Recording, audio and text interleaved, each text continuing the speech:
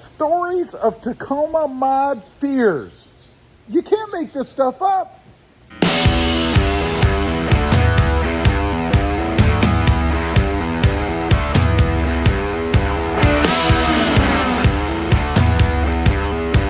Well, good morning, everybody. How are you today? Pretty good here, and that's right. I wanted to share some stories of Tacoma Mod Fears. Now, before we get going, let me preface this by saying that this is a Tacoma Mod channel, right? I mean, anybody that comes here, I would think knows that this is a Tacoma Mod channel. I mean, it says that in the description of the channel, and it certainly shows that in the types of videos that I put out. Now, one more thing that I will add, a little disclaimer here in the beginning. You should never do or attempt any mod that you are not comfortable with. Now, before we get going and I share these stories with you, I did want to ask a quick favor. Since you're already here and you're watching the video, I would really appreciate it if you would click that subscribe button. It helps me out, it helps the channel out. Please consider hitting that subscribe button. All right, now what am I talking about? You know, I get comments here and there, and I've had a rash of them recently, about fears people have about some of the mods that I've done, mostly to the Tacoma, but even a couple to my Jeep Gladiator out there. So I'm not going to name names or anything, and I'm not really dogging anybody, but I just don't understand where this is coming from, especially since you don't have to do it and you're on a Tacoma Mod channel. Now, number one, the seat mod, the infamous seat change or seat position change mod that I did on my 2018 Tacoma. You know, I was unhappy with the seat position. It felt like I was leaning back. So I put spacers, ended up in the form of washers underneath the two sides of the seat where it bolts down to raise the back end of the seat up. Now, there were several people who were shocked that I would do that. Number one, I was changing the angle and the airbag might hit you differently. Number two, that somehow the bolts that I used could shear in a really bad accident and the seat would just go flying, right? Well, first of all, if the accident's bad enough that those bolts are going to shear, those bolts are probably not the biggest thing you have to worry about. And secondly, the seat is not just going to go flying through the truck. You are seat belted in, and the seat belts are not attached to the seat. They're attached to the frame. I don't know. I don't understand that one, but there were people concerned. Number two.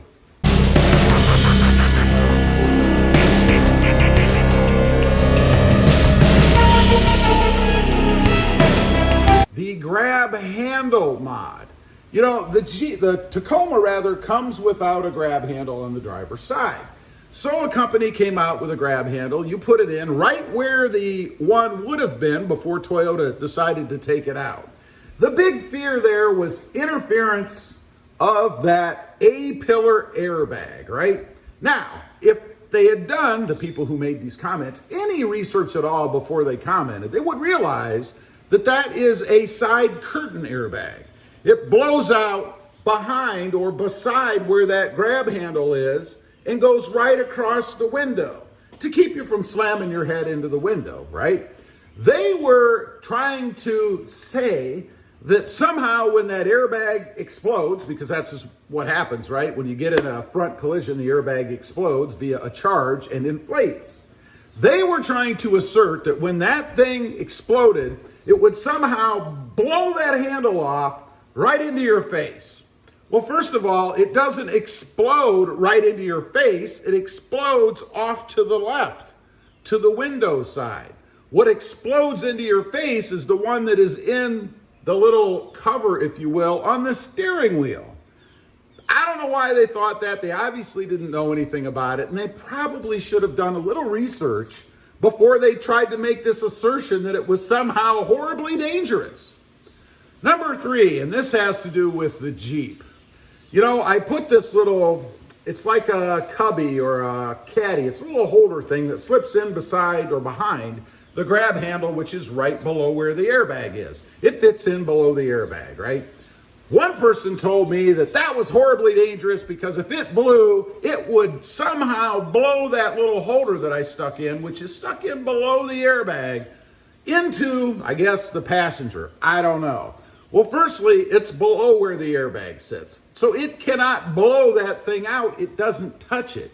Now, the other point that they made was, well, what if they had something in there? You know, like a cell phone sitting in there that was partially up above where the airbag would come out. That somehow it's going to grab that cell phone and fling it at the passenger at 100 miles an hour. That's what they said, 100 miles an hour. You know, I'm willing to take that risk. Again, if you're not comfortable with any mod out there, simply don't do it. Just don't do it. Number 4, warranty. I get these questions periodically that somehow if you do any warranty to your truck whatsoever, or any mod, I should say, to your truck whatsoever, it's going to void your warranty. The whole warranty's gone. So let's say that, for example, I don't know, you put a bug guard on your truck like I have done here, and the rear shock goes out. They're going to deny your warranty because you put this bug guard on here. I mean, come on, man. It's crazy talk. It's like saying that because you're in your truck driving it, you've modded it, changed it, you put yourself in it, that now your warranty is going to be voided. Now, I will put a little caveat here. Let's say that for some reason this bug guard scratched my hood, right? As a result of putting the bug guard on. Well, of course, that's going to void your paint warranty on the hood in that area because you did it. And that's how to look at these mods and warranty. If you do something to your truck that causes the failure, the direct failure of a warranted part, they're not going to cover it under warranty. It's pretty simple, right? Putting a bug guard is not going to kill the warranty on the whole truck. Doesn't make sense. Number 5. This one is the biggest one, and I'll tell you why in just a minute. This again has to deal with the Jeep, for example. On the front of the Jeep, right over there where the fender comes down, there's a plastic piece, a closeout they call it, right? Kind of seals off the front of the truck, in my case, the Gladiator, from the front tire. I took those out. I had somebody comment to me that because I took that out, it was going to adversely affect the handling of the Jeep at freeway speeds. In other words, now air is going to get in there because, you know, Jeep is one of the most aerodynamic vehicles out there anyway, right? But somehow air is going to get in there and it's just going to make the handling crazy. I wouldn't even be able to control it. Now, I tell this person, I said, listen, I took a trip, right? I sat in that Jeep for as long as, I think, one part of the trip, about 12 hours, driving at speeds somewhere between 65 and 95, going on the freeway, right? I had no issues. At no time did that Jeep feel like it was having any kind of a problem, related to the closeouts or not. It handled perfectly. And I told this person that. Well, they're operating on theory, aerodynamics, and wind resistance, and draw, and all that stuff, and they're telling me I'm wrong. And I said, listen, I've done it. I have real life experience with this. I've done it myself, right? And they're still trying to tell me that I'm wrong. I'm like, okay, whatever. Then they want to take it one step further. They went out on my other videos and are leaving comments to the effect that this guy, I guess me, I'm this guy, has no idea what he's talking about. He's dangerous. He doesn't know what he's doing. And I'm like, really? I gave you a real life example. You're reading a book or maybe the internet. You know, the internet knows everything, right? I don't know where they got this idea. They probably don't even have a Jeep Gladiator. They've probably never even had any experience driving one without the closeouts. But somehow, me, the guy who's actually done it, doesn't know what he's talking about.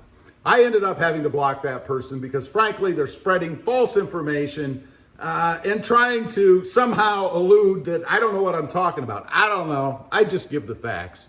Anyway, I just wanted to get on here and share some stories of Tacoma and I guess just truck in general fears. People, I don't understand it. You know, if you don't want to do it, don't do it. I really don't get the need. They must have a savior complex, right? where they feel that they need to save everybody from themselves.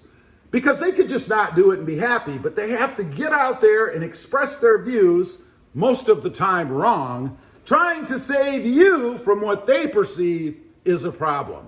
Mind your own business. I don't get it. Unless you know what you're talking about. Most cases, I'd say all cases, they don't. Anyway, leave a comment. Let me know what you think. I'm sure if you watch the channel, you've probably seen some of these comments. Do you read them and just go, what? Or do you agree? I'd be curious to know. Also, real quick, if you're interested, I have 2 other channels. RobMotive JT, all about that extremely dangerous Jeep Gladiator. And RobMotive Civic, about my experiences with the Honda Civic Type R and the Honda Civic hatchback. Check them out, and if you like them, why not subscribe? Don't forget to click that notification bell so that you don't miss out on any upcoming videos. And do me a favor, smash that subscribe button on the way out. Thanks for watching. Stay safe out there. Bye.